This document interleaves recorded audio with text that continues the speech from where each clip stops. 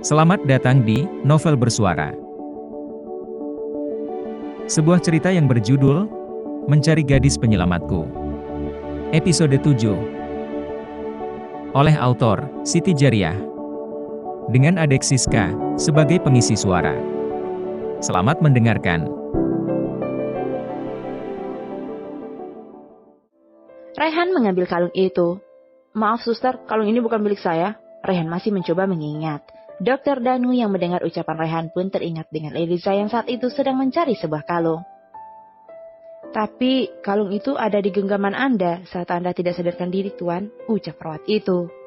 Maaf Tuan, apa mungkin milik gadis itu? Ucap Dokter Danu membuat Raihan kaget. Maksud dokter, gadis siapa? Tanya Raihan. Gadis yang mendonorkan darahnya pada Anda, Eliza namanya. Jawab Dokter Danu. Jadi, Eliza juga mendonorkan darahnya untukku. Ucap Raihan dalam hati. Saya lupa bercerita pada Anda, kalau saat Anda dibawa kemari ada seorang gadis yang tangannya terluka ikut menemani Anda. Ya, dia gadis yang menyelamatkanku, Dok. Sela Raihan. Kemudian Dokter Danu pun melanjutkan ceritanya. Nona cantik itu, maaf, maksud saya Nona Eliza, saat itu tangannya sedang terluka, mengantarkan Anda kemari. Nona Eliza juga mendonorkan darahnya pada Anda, meskipun dia terlihat sangat ketakutan melihat jarum suntik. Tadinya saya kira dia keluarga Anda. Raihan melihat kekaguman di mata dokter muda itu saat mencerita tentang Eliza. Membuatnya sedikit merasa tidak nyaman. Apa dokter tahu alamat Eliza? Tanya Raihan. Nona Eliza sama sekali tidak meninggalkan data dirinya, Tuan. Tapi tadi pagi dia datang kemari. Saya bertemu dengannya di dalam kamar Tuan yang sebelumnya. Dan ketika saya bertanya, ternyata dia sedang mencari kalungnya yang hilang beberapa hari yang lalu. Mungkin kalung itu milik Nona Eliza, Tuan. Raihan memandang kalung itu. Kalau boleh, biar saya simpan kalung itu, Tuan.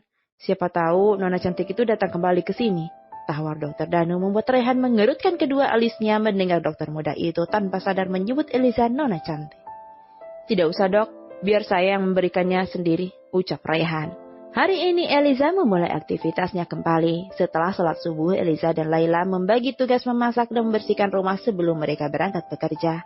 Setelah bersiap-siap dengan pakaian kerjanya, Eliza dan Laila memulai sarapan bersama. Eliza dan Laila berangkat bekerja menaiki sepeda metiknya. Jarak rumah dan perusahaan tempat ia bekerja memakan waktu sekitar 20 menit. Sampai di perusahaan tempat dia bekerja, ia segera memarkirkan sepeda metik kesayangannya. Eliza dan Laila bekerja di perusahaan Syarif Jaya, yang tak lain adalah perusahaan Raihan. Selama ini Raihan dan Eliza tidak pernah bertemu satu sama lain karena Eliza dan Laila sendiri termasuk karyawan baru di perusahaan itu. Eliza bekerja di bagian divisi penjualan, tepatnya di bagian subdivisi pengiriman, jauh dari jurusan kuliah yang ia ambil saat ini. Sedangkan Laila berada di divisi promosi bagian subdivisi riset pasar. Zak, bukan gitu bos, ganteng ya? Ucap Laila saat berada di depan pintu lift melihat Randy, kepala divisi pemasaran berjalan ke arah mereka. Udah tahu bos laki-laki, di mana-mana laki-laki itu ganteng, masa iya cantik? Jawab Eliza polos sambil memukul Laila yang terus memandangi Randy. Ya Allah, nih anak koonnya gak keturungan. Tapi masa iya sih, Za? Lo gak ada naksir-naksirnya gitu sama bos yang ganteng itu? Padahal gue lihat kayaknya dia naksir deh sama lo. Laila masih terus memandang Randy yang semakin mendekat.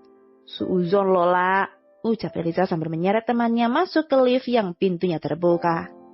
Eliza, bagaimana kabar kamu? Katanya kamu sakit. Tanya Randy ikut masuk ke dalam lift.